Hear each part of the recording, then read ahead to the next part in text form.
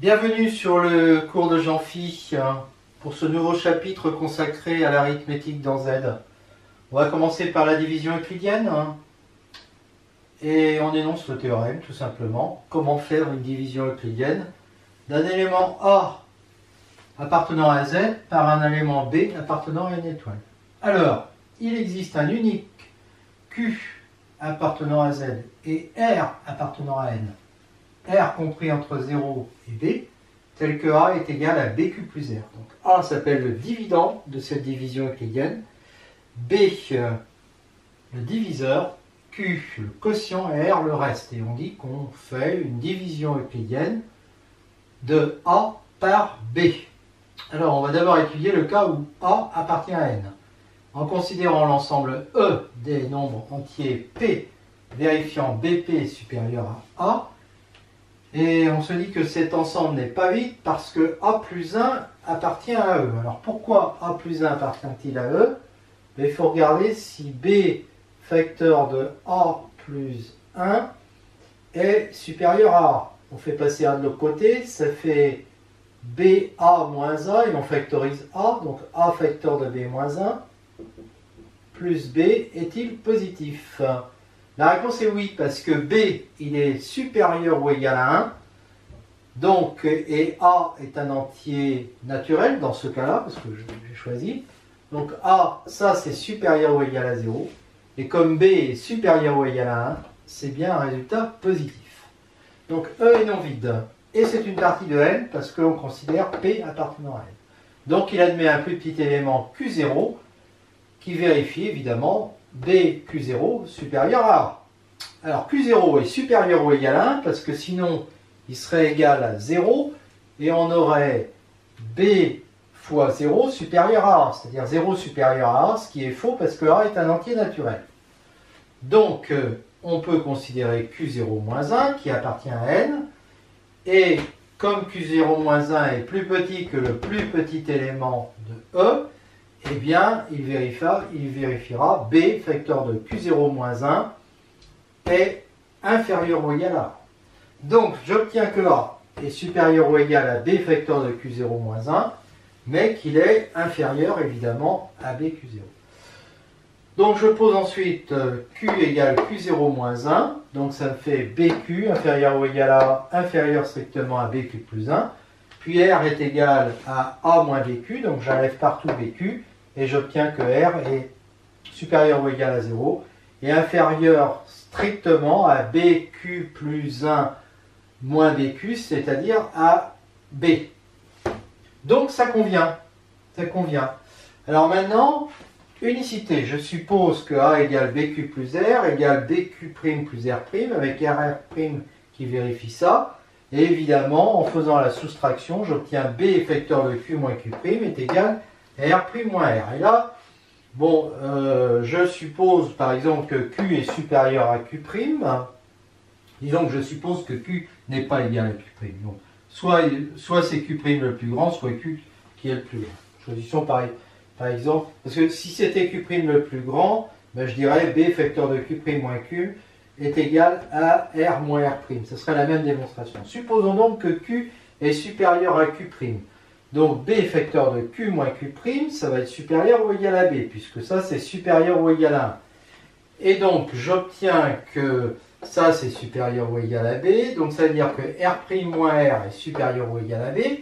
Maintenant, R' est entre 0 et B. Et moins R, alors R est entre 0 et B, donc quand je prends les opposés, ça fait moins B inférieur à R, inférieur ou égal à 0. D'accord? Et de ça, en faisant l'addition, j'en déduis que R' moins R est inférieur strictement à B plus 0, c'est-à-dire à B. Donc, j'obtiens ça. Et ça, c'est impossible. D'accord? Et donc, même chose si Q' est supérieur à B. Ce qui veut dire que Q est égal à Q'. Et que donc, si Q est égal à Q', ça fait 0. Et que R' est égal à R. Et donc, on a l'égalité. Hein, un seul Q possible, un seul R possible. Maintenant, que se passe-t-il si A n'appartient pas à N? Ben, moins A appartient à N, donc je peux faire la division de moins A par B, je me ramène à ce cas-là, et j'obtiens moins A égale BQ plus R. Voilà. Et en passant à l'opposé, parce qu'il faudra bien revenir à A, d'accord? Alors avec R qui est comme ça. Alors, premier cas, R est égal à 0. Bah, si R est égal à 0, ça fait A égale moins BQ, donc B fois moins Q plus 0. Donc j'ai bien quelque chose de la forme BQ plus R avec un reste qui est nul. Si R est supérieur à 0, à ce moment-là, je vais avoir, en prenant les opposés, A égale moins BQ. Alors, moins BQ, ben le voilà. Mais je vais mettre moins Q moins un facteur. Donc, ça me fait un moins B, un moins B. Oui, je me suis trompé, moins B. Donc, je mets plus B pour corriger. Et comme ça, j'aurai moins R. D'accord? J'obtiens ça. Alors, ce nombre alpha ici, vu que R était... Alors, du coup, comme R n'est pas égal à 0, vu que R est entre 0 et B comme ça, je vais avoir moins R, si vous voulez, qui sera entre moins B et puis 0. Et donc, je vais avoir B moins R qui sera entre 0 strictement et puis B strictement. Voilà. Et donc, je vais avoir, eh bien c'est bon, j'ai un A égale B, le nouveau Q c'est celui-là, plus R qui est entre 0 et B. Et donc, ça marche encore. Hein. Donc, dans les deux cas, je suis ramené à... j'ai bien ça. J'ai bien A égale B Q plus R avec R qui est comme ça. Alors, pour l'unicité dans ce cas-là, l'unicité dans ce cas-là, il n'y aura pas de problème parce que je reprends la démonstration qui est ici. C'est-à-dire, je vais dire, j'ai trouvé BQ plus R qui convient. Eh bien, si c'est égal à BQ plus R, bref, je ne refais pas la démonstration, elle est absolument identique. Et elle va me donner donc que Q est égal à Q', que R est égal à R'. Et donc, j'ai bien démontré l'existence et l'unicité du couple Q et R. Quotient reste.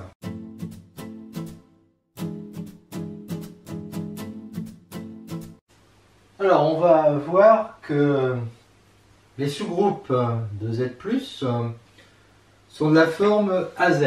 Alors, c'est quoi un groupe AZ?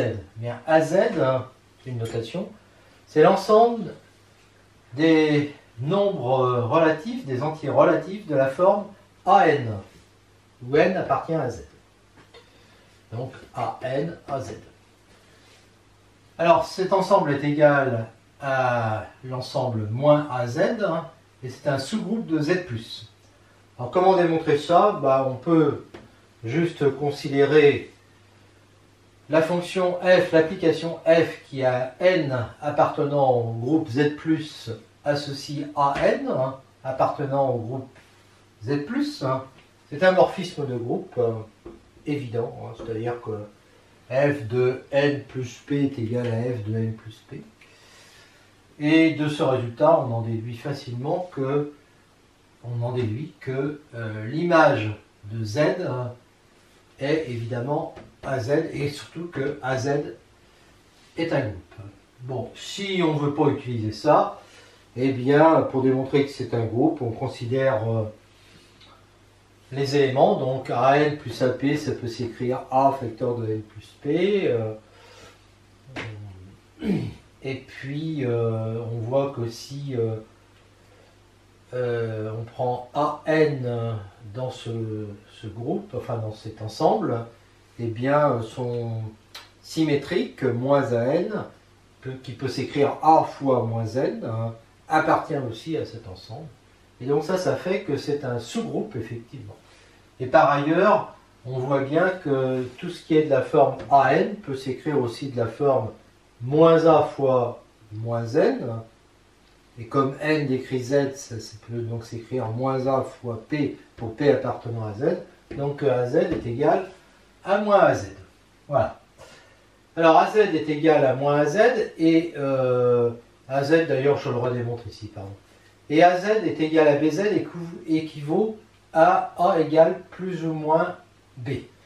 Alors si T appartient à Z, T est de la forme AN, donc c'est de la forme moins A fois moins AN, donc ça appartient à moins AZ. Et si T appartient à moins AZ, c'est ce que je disais avant, t est de la forme moins an, et donc on peut s'écrire a fois moins n. Donc az est égal à moins az.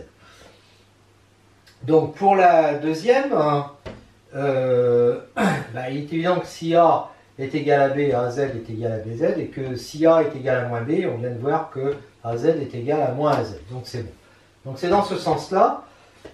Eh bien, on voit que si az est égal à bz, az, a qui est la forme a fois 1 appartient à az, donc il appartient à bz. Donc ça veut dire que a est un b fois m. Mais en même temps, il y a b qui lui aussi va être un a fois n. Donc a est égal à a fois mn. Alors si a est égal à 0, si a est égal à 0, on va avoir aussi b qui sera égal à 0. Et donc là, on a le groupe 0z qui est réduit à 0, hein, d'ailleurs.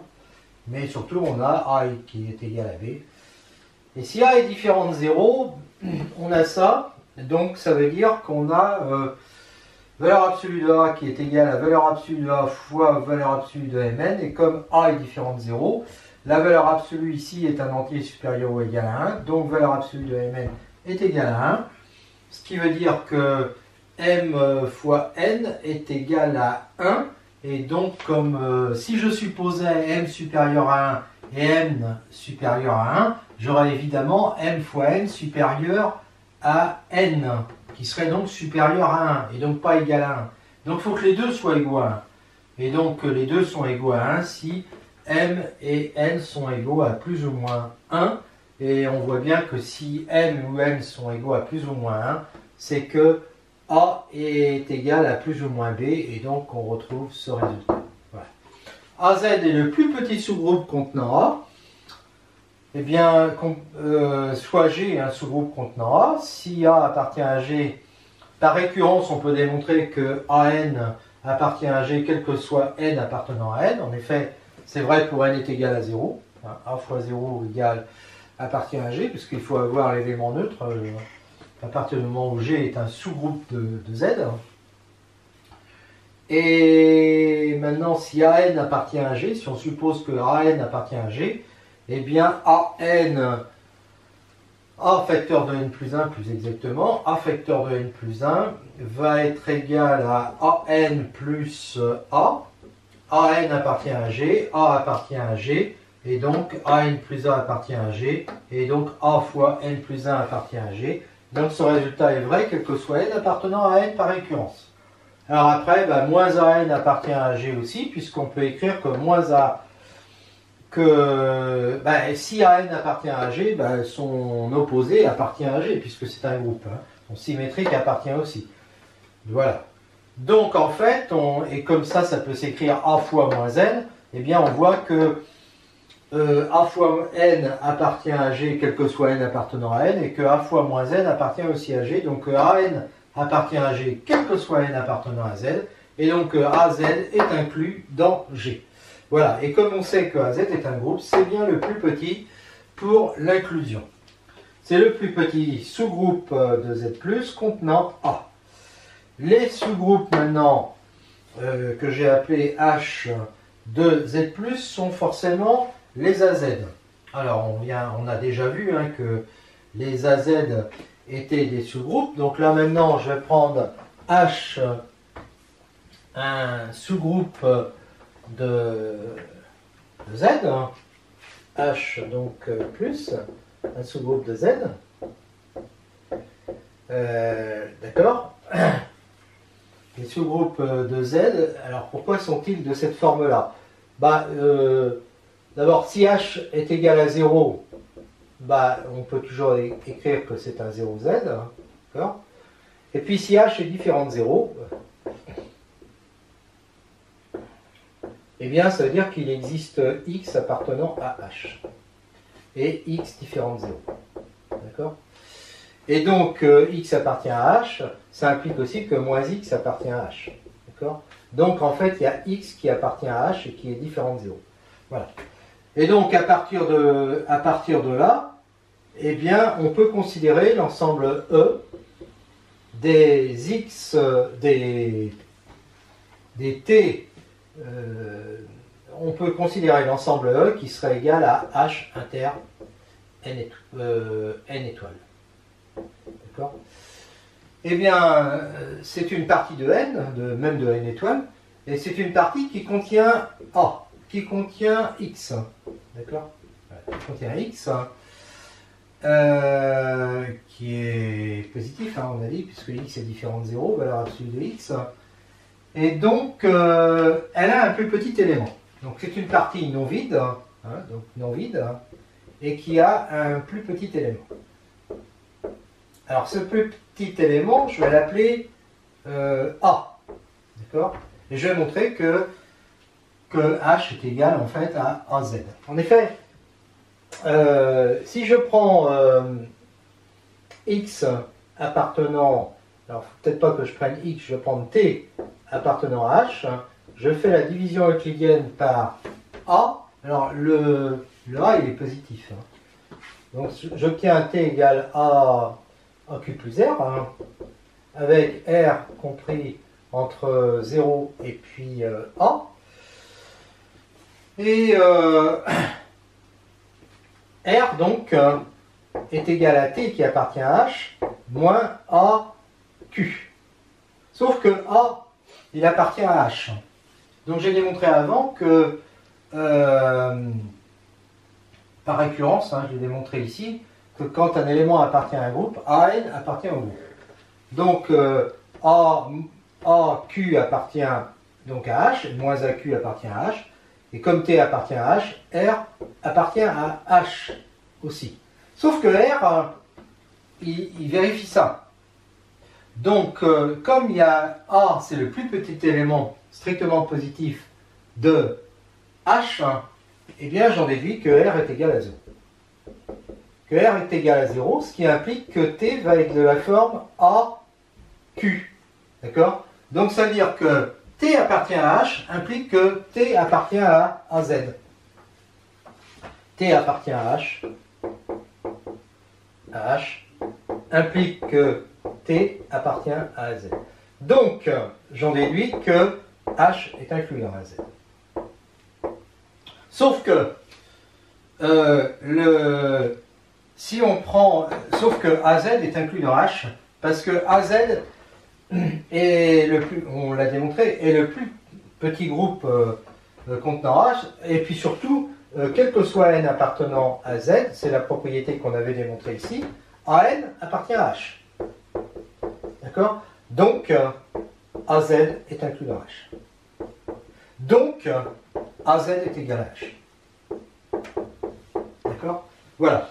Donc, le sous-groupe, tous les sous-groupes de Z+, sont de la forme AZ.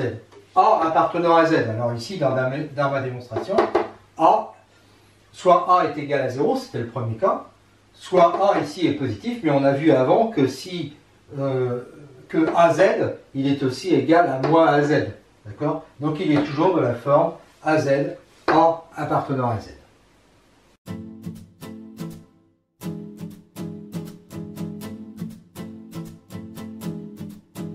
Rappel, une partie I d'un anneau muni des opérations plus multiplié, anneau commutatif. Commutatif, ça veut dire que la multiplication est commutative. Donc une partie I d'un anneau commutatif est un idéal de A. Si I est un sous-groupe de A, je rappelle que A est commutatif pour l'addition. Donc si I muni de l'addition est un sous-groupe de A, tel que quel que soit X appartenant à I, et quel que soit A appartenant à A, AX appartient à I. Ce qui veut dire, ça, c'est que AI, parce que X décrit I, AI est toujours dans I. A fois n'importe quel X de I est inclus dans I. Donc AI est inclus dans I, quel que soit A appartenant à I. Appartenant à A. Eh bien, Z plus multiplié est un anneau principal. En effet, si I est un idéal, ça va être un sous-groupe de Z. Les sous-groupes de Z sont de la forme AZ. Et maintenant, si je prends X appartient à I, hein, comme ici, donc X est un AN, et si je prends P quelconque, et si je regarde PX, ou XP, c'est pareil, ça fait A fois NP, ça appartient à Z. Et donc ça prouve bien que que AZ, puisqu'on a dit que I était égal à Z, ça prouve que I est un idéal. Et donc que tous les idéaux sont de la forme, tous les idéaux de Z sont de la forme AZ, donc ça correspond bien à ce que j'ai dit là. Et donc Z est bien un anneau principal. Maintenant, si AB appartient à Z, hein, c'est écrit comme ça, appartient à Z, on dit que A est un diviseur de B, et on notera comme ça, que A divise B, s'il existe P appartenant à Z tel que B est égal à AP. Alors, A divise B, on dira que B est un multiple de A. B est un multiple de A si A divise B, c'est-à-dire s'il existe P tel que B égale à P. L'ensemble des multiples de A est donc à Z, puisque les multiples de A sont obtenus en faisant A fois quelque chose, AP. Donc quand P décrit Z, c'est AZ. Quant aux diviseurs de A, on les étudiera. Pour le moment, on note D de A, l'ensemble. Alors 0 ne divise que 0. En effet, si 0 divise A, ça veut dire que A est égal à K fois 0. Et donc A est égal à 0. Alors 0 effectivement divise 0, parce que je peux toujours écrire 0 égale K fois 0. Donc 0 ne divise que 0. L'ensemble des diviseurs de 0, 0 divise 0 et c'est le seul à diviser 0. Donc non. L'ensemble des diviseurs de 0, oui, l'ensemble des diviseurs de 0, c'est Z. Parce que effectivement, si je prends n'importe quel n appartenant à Z, je peux toujours dire que 0 est égal à 0 fois n. Donc n, n'importe quel n appartenant à Z divise 0. Donc d de 0 est égal à Z. L'ensemble des diviseurs de A est égal à l'ensemble des diviseurs de moins A. C'est facile aussi parce que si je prends B qui divise A, c'est-à-dire que A est égal à K fois B. Mais dans ce cas-là, je vois que moins A est égal à moins K fois B. Donc, je vois que B est un diviseur de moins A. Si B divise A, B divise moins A. Alors inversement, si B divise moins A, B va diviser moins A, c'est-à-dire A. Donc je vois que B divise A équivaut à B divise moins A. Et donc les diviseurs de A sont les diviseurs de moins A. A divise B et B divise A impliquent que... oui, alors j'aurais pu quand même rajouter autre chose que j'ai oublié. A divise B et B divise C implique que A divise C. Je vais d'abord mettre ça. Alors si A divise B, c'est-à-dire que B est égal à K. Si... non, oui c'est ça. Si B divise C, c'est que C est égal à NB. Et donc ça fait C égale NK. Et donc je vois que A divise C. Si A divise B et que B divise A, alors A est égal à plus ou moins B. Bon, A divise B, ça veut dire B égale NA. D'accord? Et B divise A, alors d'abord, A divise B et B divise A, ça implique A divise A, oui, mais ça ne va pas m'apporter grand-chose. Hein. Donc, A divise B, ça veut dire que là j'ai A divise B, d'accord? Et B divise A, ça veut dire que A est égal à PB, d'accord? Donc ça fait que A est égal à NP B. Non, que B est égal à ça. Oui, enfin, voilà, NP B. Bon, pourquoi est-ce que A est égal à plus ou moins? D'abord, il y a le cas où B est égal à 0. Alors, si B est égal à 0, 0 ne divise que 0. Si B est égal à 0, c'est que A est égal à 0. Si B est égal à 0, c'est que si B est égal à 0, A est égal à 0. Bon, dans ce cas-là, on peut dire 0 égale 0, A est égal à plus ou moins B, il n'y a pas de problème. Donc on va supposer que B est différent de 0. Ici. Donc ça fait 1 égale NP. Bon. Donc en valeur absolue, ça veut dire que valeur absolue de n fois valeur absolue de p est égale à 1. Donc ça veut dire que valeur absolue de n est égale à 1, valeur absolue de p est égale à 1. Donc ça veut dire que n égale 1 et alors p égale 1, n égale moins 1 et alors p est égal à moins 1. Si n est égal à 1, j'ai b qui est égal à a. Et si n est égal à moins 1, j'ai b qui est égal à moins 1. Voilà, donc c'est gagné. Par ailleurs, si a, je peux même dire que c'est équivalent, hein, parce que si a est égal à b, bah a divise b et b divise a, hein, puisque a est égal à b fois a est égal à a fois 1, et puis voilà. Et si a est égal à moins b, bah, je dis que a est égal à b fois moins 1, donc il n'y a pas de problème non plus. Les diviseurs de a, alors diviseur de a égale diviseur de b, ça équivaut à a égale plus ou moins b. Bon. Bah, si les diviseurs de a sont égaux aux diviseurs de b, a divise b, puisque a fait partie des diviseurs de a, il sera dans les diviseurs de b. Donc a divise b. Et de la même façon, b divise a. Donc a sera égal à plus ou moins b. Ok. Maintenant, si a est égal à b, diviseur de a égale diviseur de b. Si a est égal à moins b, ben on a vu que les diviseurs de a et de moins 1 sont les mêmes. Donc on aura l'égalité. Et ça, on l'a déjà fait. Donc on a tout démontré.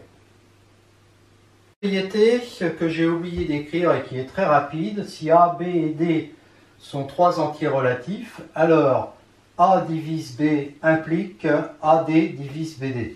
En effet, puisque a divise b, b est égal, est de la forme a fois n, je multiplie par d des deux côtés, bd est égal à a nd, c'est-à-dire à adn, et cette égalité prouve que ad divise bd, d'où le résultat.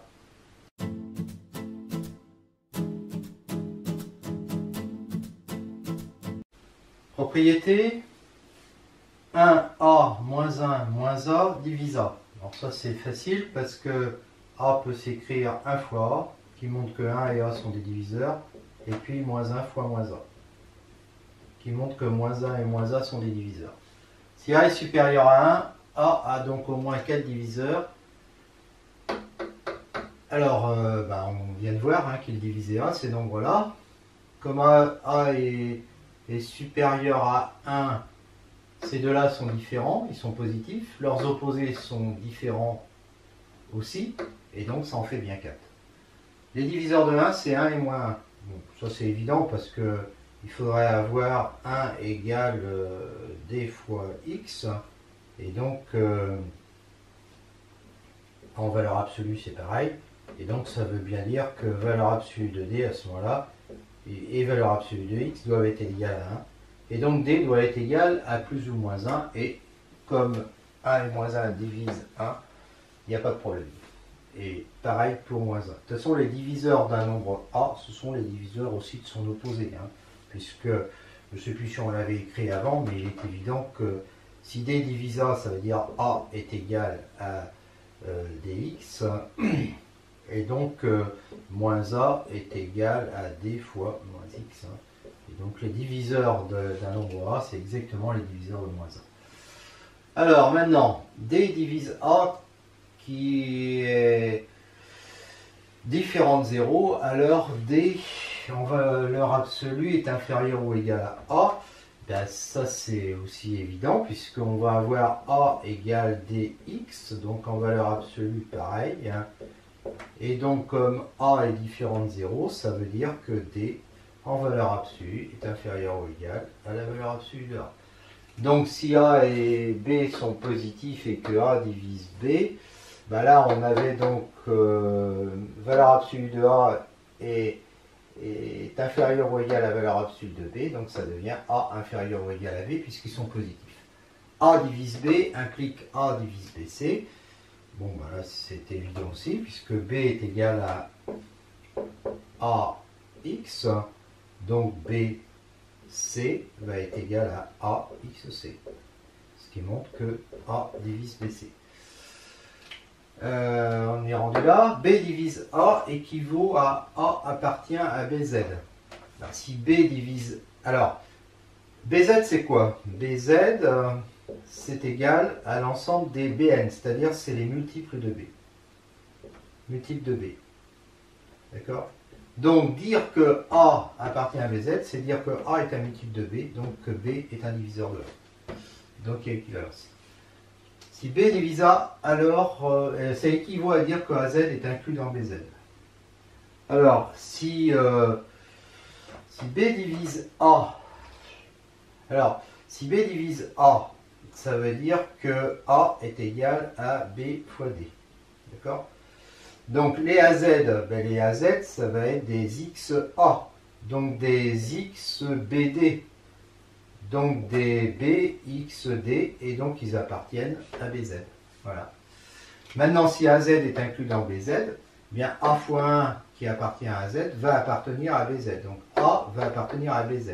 Donc A va être un multiple de B. Donc B va être un diviseur de A. Donc il y a équivalence. A divise B, C, puis lambda mu appartient à Z, alors A divise B plus C, B moins C, lambda B plus mu C. Bon, bah ça, on dit que, que B est un AX, que C est un AY, et donc on voit tout de suite que B plus C est égal à AX plus Y, et que si on prend la différence, on a ça, et puis que lambda B plus mu C est égal à A lambda X plus mu Y, et donc on a les résultats. Si A est différent de 0, D de A est fini, son cardinal est inférieur ou égal à ça. Alors, eh bien, ce qu'on a vu déjà, c'est que si D divise A, enfin, si D divise A, on a D en module qui est inférieur ou égal à A. Donc, en fait, ça veut dire que D va appartenir à l'intervalle moins valeur absolue de A plus valeur absolue de A, qui est un intervalle fini. Donc, il n'y a qu'un nombre fini de diviseurs. Et dans cet intervalle-là, entre 0 et valeur absolue de A, il y en a valeur absolue de A plus 1. Et entre moins valeur absolue de A et 0, mais exclu cette fois-ci, parce qu'on l'a déjà compté, il y en a, voilà. Donc au total, au maximum, ça. D divise A et D divise B équivaut à AZ plus BZ inclus dans DZ. Alors, je sais pas. D divise A, c'est-à-dire A... ouais. Alors, on peut revenir à la définition. Hein. D divise A, ça veut dire que A est un DX, B est un DY, et donc les AZ plus BZ, c'est des AM plus BN qui vont être des DXM plus des DYN, donc des D facteurs de MX plus NY, et donc ils appartiennent à des Z, et inversement. Si AZ plus BZ est inclus dans les Z, et bien par exemple A fois 1 plus B fois 0, donc A appartient à des Z, et donc ça implique que D divise A, et de la même façon A fois 0 plus D fois 1, donc B appartient à des Z, donc D divise B. On a l'équivalence. Si AB appartient à Z, alors il existe un unique D tel que l'on est ça, et on a D égale PGCD. Bon, là, ce qu'il faut juste dire, c'est que AZ plus BZ, c'est un sous-groupe de Z, parce qu'il contient des AM plus BN, et donc si on additionne deux éléments de ce type, ça fait AM plus BN plus AM' plus BN', ça fait A facteur de N plus M' plus B facteur de N plus M', donc ça appartient bien à Z plus BZ. Et d'autre part, si un élément comme ça, dans cet ensemble-là, eh bien on voit que A fois moins M plus B fois moins N appartient aussi, hein, c'est son symétrique. Et donc on a un sous-groupe de DZ, et donc on a un sous-groupe de Z, on a un groupe, voilà, un sous-groupe de Z, et un sous-groupe de Z, c'est forcément de la forme des Z. Voilà. Donc, et il est unique parce qu'on a déjà vu que si dz est égal à d'z, on a d est égal à plus ou moins d'. Mais moi j'en veux un positif, donc il y en a un seul, des deux. Ouais, il y en a un seul entre d et moins d, il y en a un seul qui est positif, donc c'est bon. Voilà. Alors, d est un diviseur de a et tout ça. Et tout ça, tout ça. Eh bien, oui. Pourquoi est-ce que d est un diviseur de a? Ben, c'est toujours pareil. Alors, az plus bz égale dz. Donc, il y a ça en fait. Il y a l'égalité, c'est un peu mieux. Donc, ça veut dire que d divise a et d divise b. Donc, d est bien un diviseur de a et b. Alors maintenant, pourquoi est-ce que dA inter dB? Alors, si je prends un diviseur de A, non, x divise A, x divise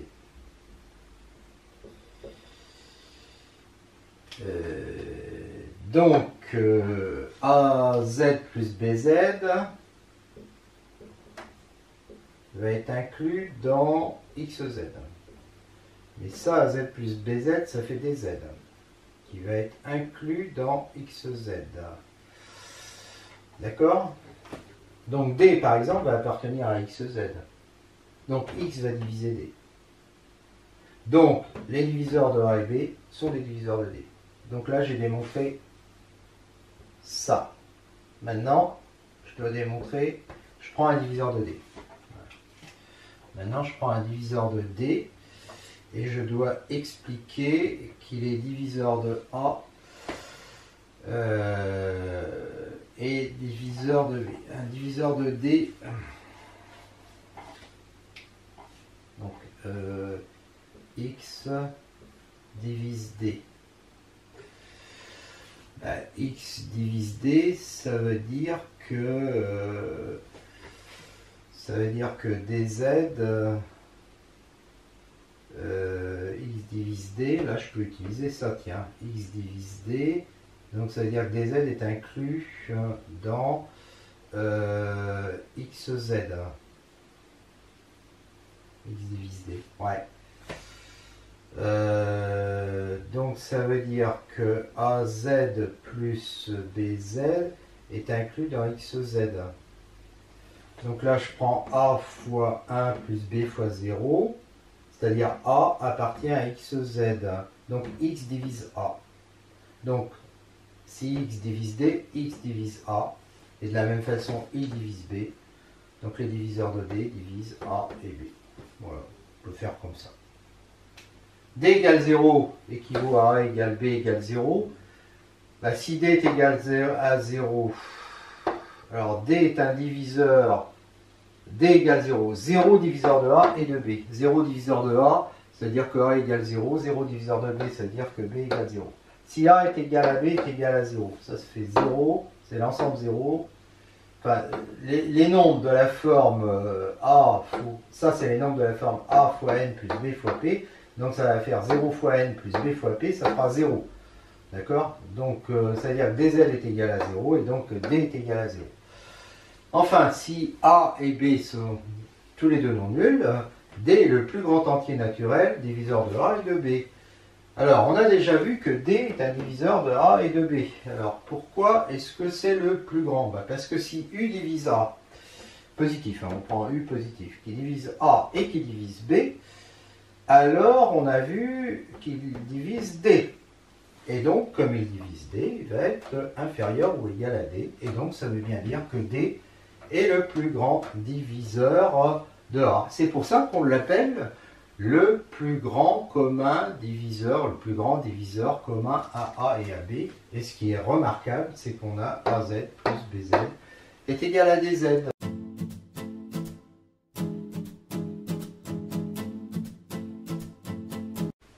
Propriété, si A, B, C appartiennent à Z, c'est supérieur ou égal à 0, bon, le cas d'ailleurs égal à 0 a peu d'intérêt. Alors, le PGCD de AC et BC est égal à C multiplié par le PGCD de A et B. Démonstration, eh bien, on a ACZ plus BCZ, qui est l'ensemble des ACN plus BCN, MN appartenant à Z. Si j'appelle D égale PGCD de AB, qui va servir après. C'est donc l'ensemble des C facteurs de AM plus BN, MN appartenant à Z, c'est-à-dire l'ensemble des CT où T appartient à Z plus BZ, mais AZ plus BZ c'est DZ. Donc c'est l'ensemble des CT où T appartient à DZ, donc c'est l'ensemble des C fois D quelque chose, donc des CDZ, et donc ça fait CDZ. Et donc ça veut dire que puisque j'ai choisi C positif, D étant positif puisque c'est le PGCD, j'ai bien PGCD de AC et de BC qui va être égal à CD. Si AB appartient à Z, alors il existe un unique petit m appartenant à n, tel que AZ inter BZ est égal à MZ. Ça vient du fait que AZ est un sous-groupe de Z, BZ aussi. L'intersection, pour des raisons évidentes, va être un sous-groupe de Z. Donc, de cette forme-là, M est le PPCM de AB, notation comme ça. D'accord?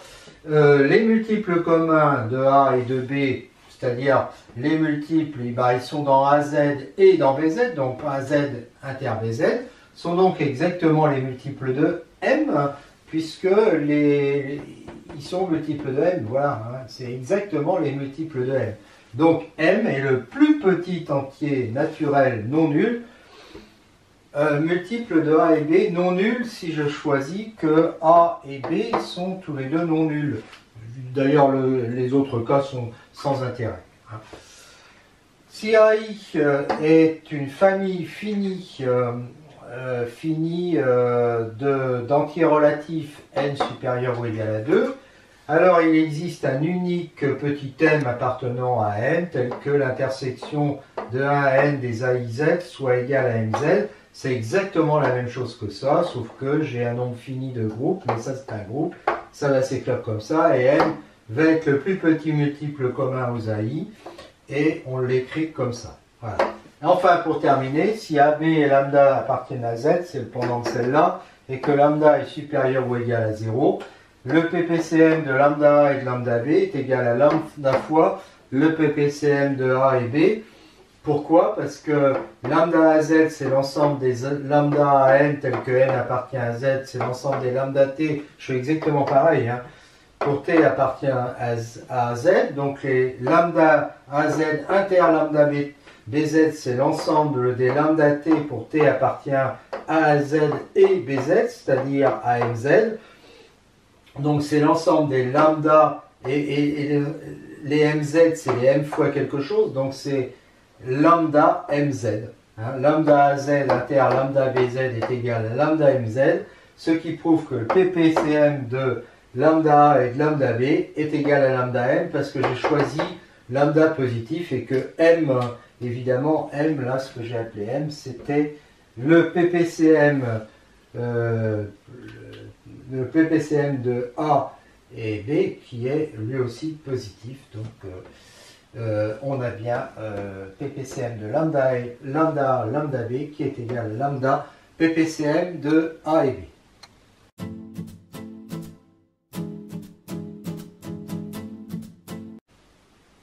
Algorithme d'Euclide maintenant. Alors l'algorithme d'Euclide c'est quelque chose de très important.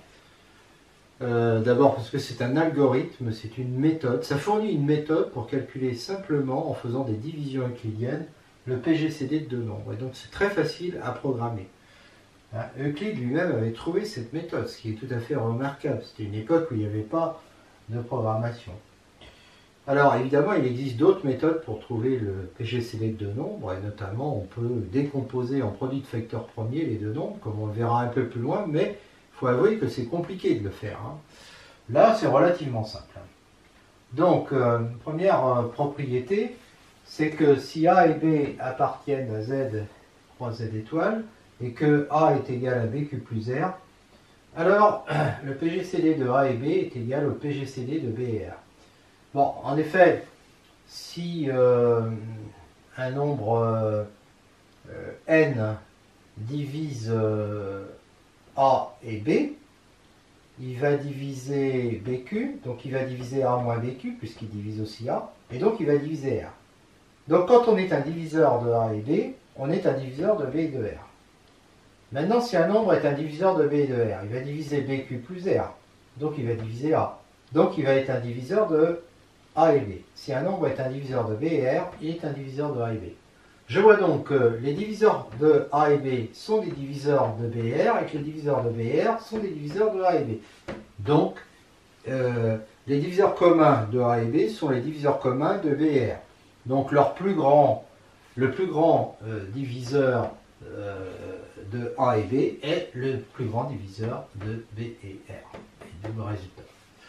Maintenant, si A et B appartiennent à N croix une étoile, je vais poser A1, B1 est égal à AB. Je considère la fonction de N croix N vers N croix N qui est XY associé X', Y', qui sera égal à 0, 0 si Y vaut 0 et qui sera égal à Y', si Y est différent de 0. Alors, vous voyez, X' là, ça devient, c'est cet Y. Et alors, Y' c'est quoi? C'est le reste de la division euclidienne de X par Y, puisque Y est pas nul.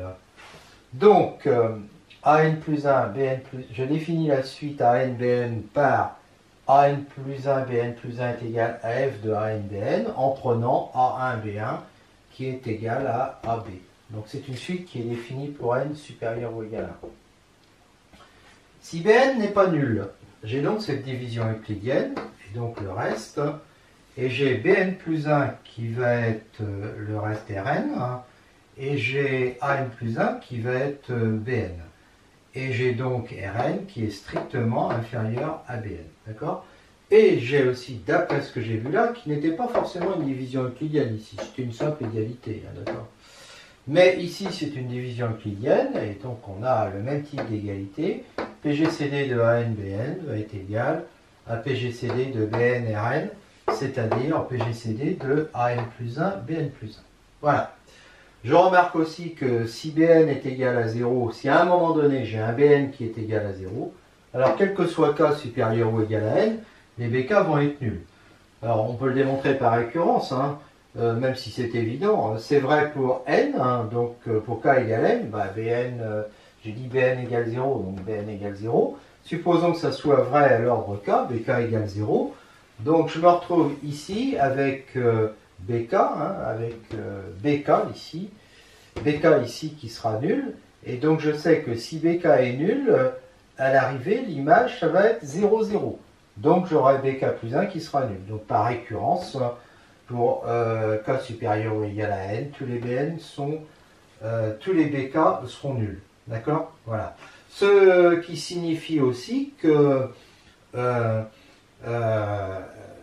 à partir du moment où un BN est nul, eh bien ça veut dire que ça veut dire rien du tout. Voilà, c'est ça que je voulais dire. Par contre, ce que ça veut dire, c'est que si à un moment les BN n'est pas nul, ça veut dire que avant lui, pour K compris entre 1 et N, les BK n'étaient pas nuls non plus.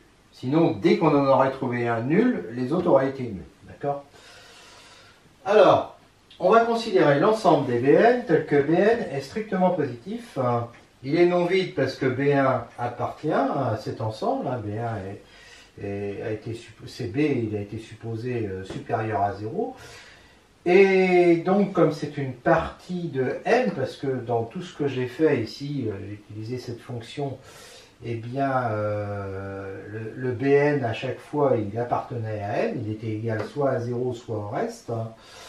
Donc, c'est une partie de n qui est non vide et donc qui a un plus petit élément que je vais appeler Bm.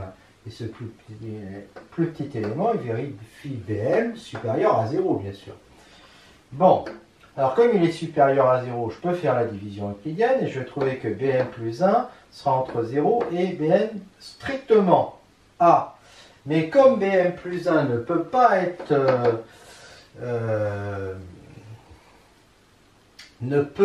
être supérieur BM, c'est le plus petit qui soit supérieur à 0. D'accord? Donc, BM plus 1, il est forcément nul. Parce que s'il n'était pas nul, eh bien, s'il n'était pas nul, on aurait ça, et il serait plus petit que BM. Donc, BM ne serait pas le plus petit élément. Donc, il est nul. BM plus 1 est nul.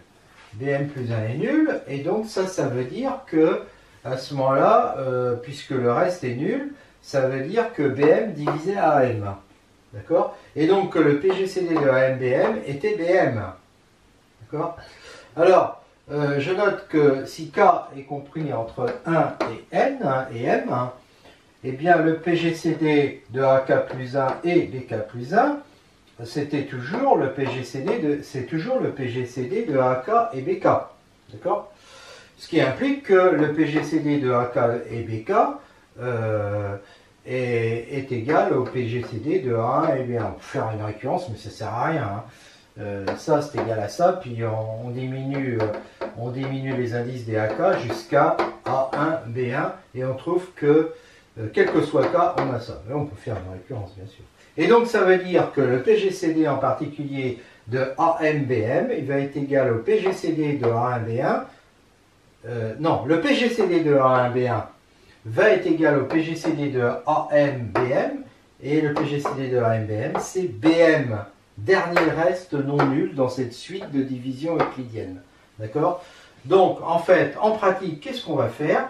Quand on veut calculer le PGCD de deux nombres, on va faire une suite de division euclidienne jusqu'à obtenir un reste nul. Et forcément, on va en obtenir un.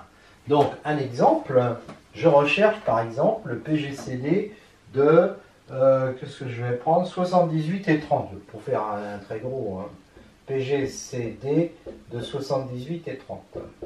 Eh bien, je fais 78 divisé par 30, ça fait 2 fois 30, 60, il reste 18, et ensuite je prends 30 et 18. Oui, c'est ça, 30 et 18. Une fois, il reste 12. Donc ensuite, je prends 18 et 12. 18 divisé par 12, ça fait 1 fois 12, il reste 6, et après je fais 12 et 6.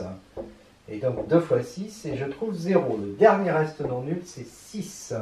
Donc le PGCD est égal à 6. Voilà une utilisation de l'algorithme d'Euclide.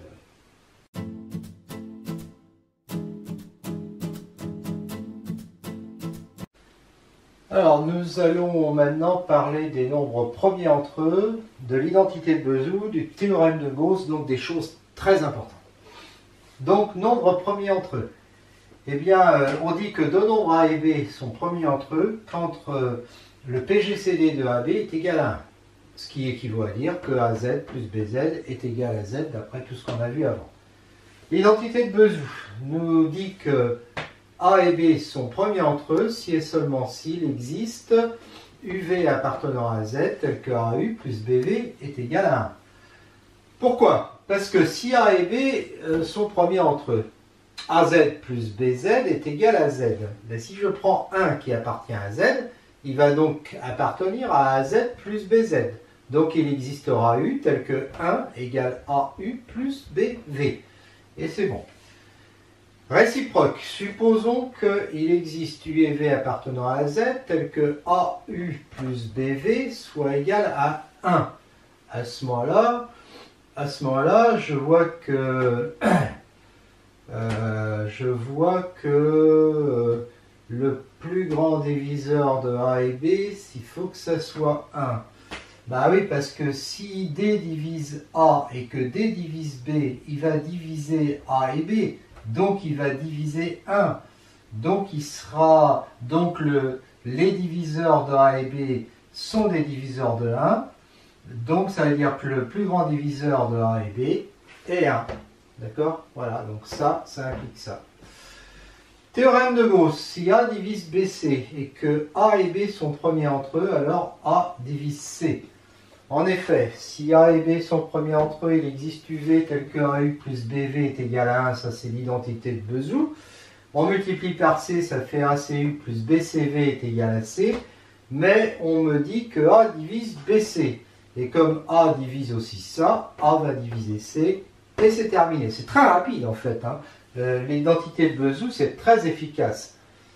Alors, théorème suivant, je suppose que A et B sont premiers entre eux, et X appartient à Z.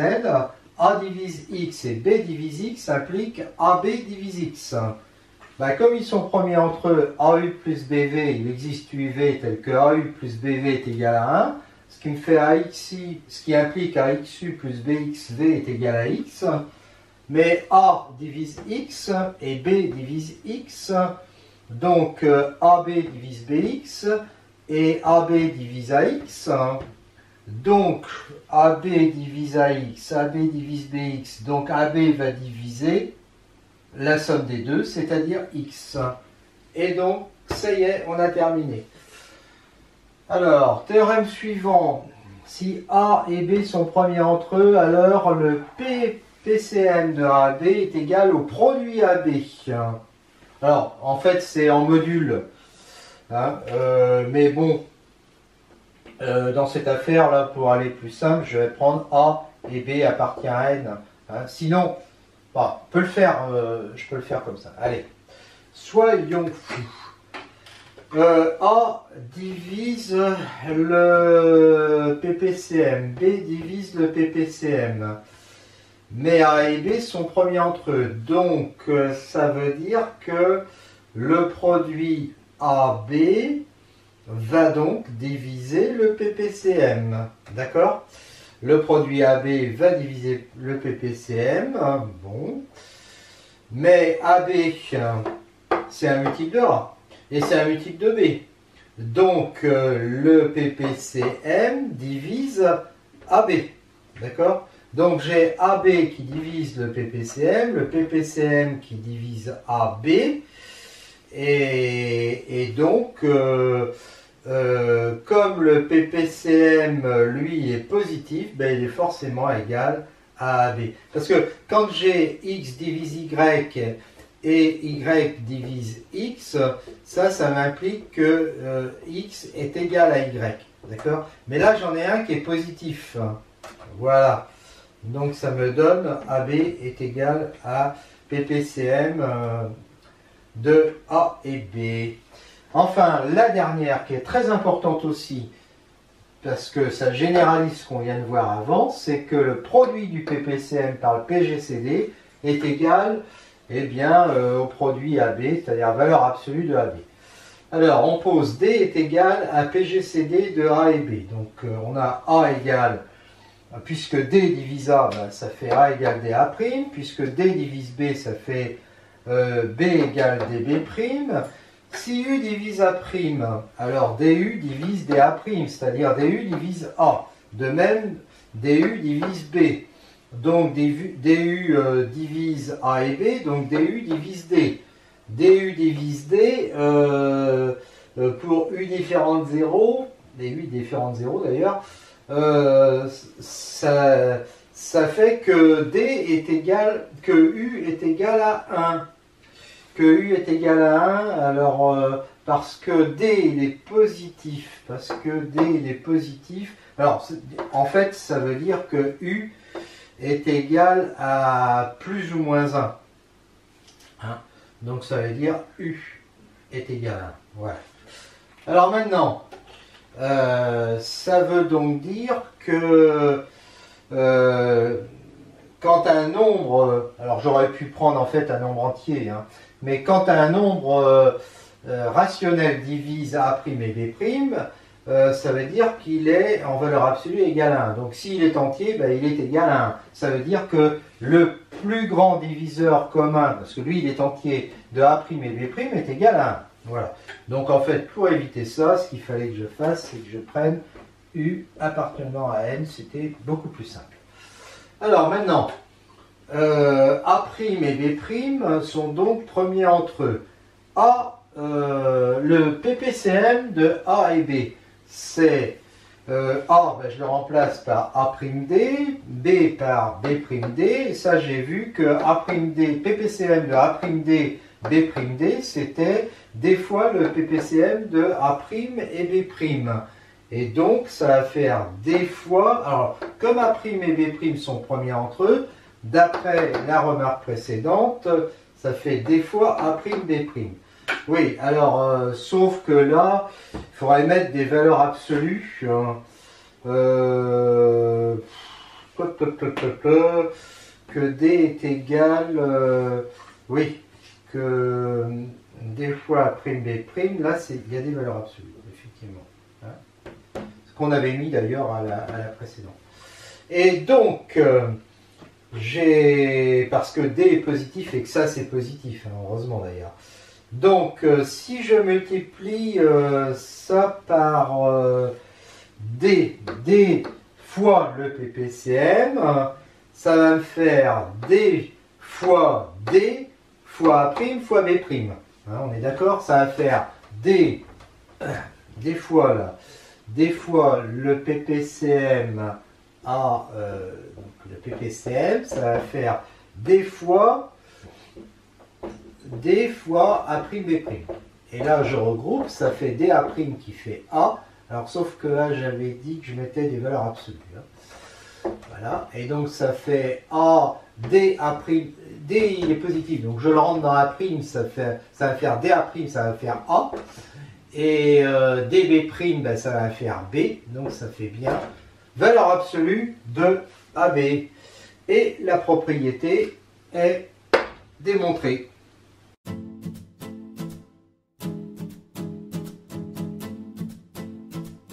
Si A et B sont premiers entre eux et que D divise A, alors D est premier avec B.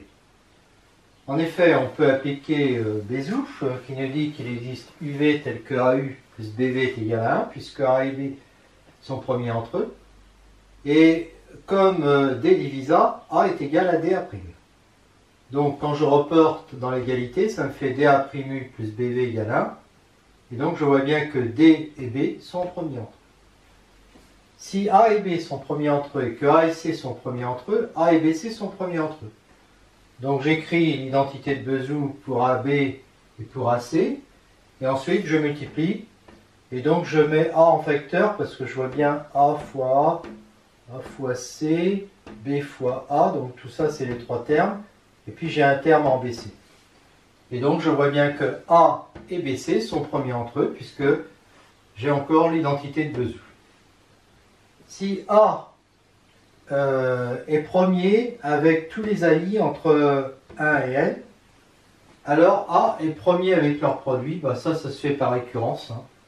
C'est-à-dire que A1 et A2 sont premiers. A est premier avec A1, A est premier avec A2, donc A est premier avec A1 fois A2. Je suppose que la propriété est vraie à l'ordre N. Eh bien, ensuite, je prends une famille avec N plus un terme. Je dis que A est premier avec les N premiers termes, donc premier avec leur produit. Ensuite, A est premier avec AN plus 1. Donc j'applique ce théorème. A va être premier avec ça fois AN plus 1, c'est-à-dire le produit de 1 à N plus 1. Et donc par récurrence, je démontrerai la propriété. On dit que les AK sont premiers dans leur ensemble si la somme de 1 à N des A I Z est égale à Z. Ce qui équivaut à dire qu'il existe des UI tels que la somme des AI à UI soit égale à 1, ce qui équivaut à dire que 1 est le plus grand diviseur commun des AI. Alors 1 implique 2 parce qu'il suffit de prendre 1 qui appartient à Z et donc il existe des UI tels que 1 est égal à la somme des AI UI. 2 implique 3 parce que si D divise chacun des AI, alors D divise la somme, donc D divise 1, et donc si D est un... donc 1 est le plus grand diviseur commun des AI. Voilà. Et maintenant, 3 implique 1. Alors 3 implique 1. Eh bien, somme des A I Z, ça c'est une somme de groupes, on démontre facilement, mais on le sait que c'est un groupe, donc c'est de la forme des Z. Chaque AI, alors ça c'est ce qu'on a ici, 1 est le plus grand diviseur des AI. Donc ça veut dire que, alors ici en tout cas, quel que soit i, si j'écris, si je, ça signifie que D, par exemple, est une, non, que la somme des AI UI est toujours un multiple de D. Donc si je prends UI égale 1 puis tous les autres nuls, ben, ça me fait AI de ce côté-là.